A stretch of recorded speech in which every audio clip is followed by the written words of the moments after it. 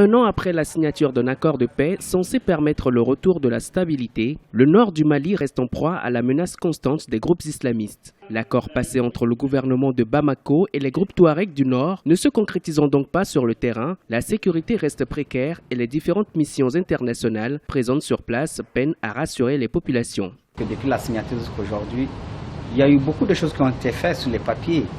Et il y a des commissions qui ont été mises en place, mais que sur le terrain, la population n'a pas encore bénéficié du retombées nécessairement de cet accord. Il y a une lenteur dans l'application ou, si vous voulez, la mise en œuvre de l'accord. Après l'attaque qui a fait 4 morts sur des installations onusiennes le 31 mai à Gao, la question du renforcement de la mission sécuritaire internationale de l'ONU est devenue plus urgente. Comptant déjà quelques 12 000 hommes, la MINUSMA pourrait être renforcée par 2 500 soldats et policiers supplémentaires. C'est du moins le souhait du secrétaire général de l'organisation, Ban Ki-moon.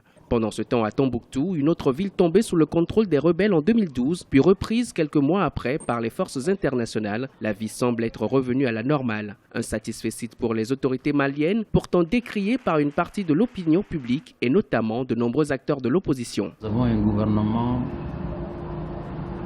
qui ne semble pas prendre la mesure de la gravité de la situation dans laquelle le pays se trouve.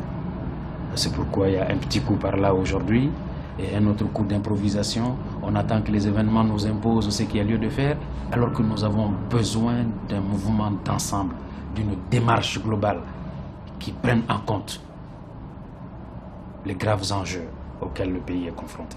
L'opération de lutte contre le terrorisme lancée en janvier 2013 à l'initiative de la France contre les djihadistes au nord du Mali se poursuit. Malgré l'importance des investissements humains, matériels et financiers, des zones entières échappent encore au contrôle des forces maliennes et étrangères, laissant libre cours à de nouvelles attaques dans la région. En mai 2016, au moins 12 soldats des Nations Unies ont été tués et des dizaines autres blessés au nord du Mali.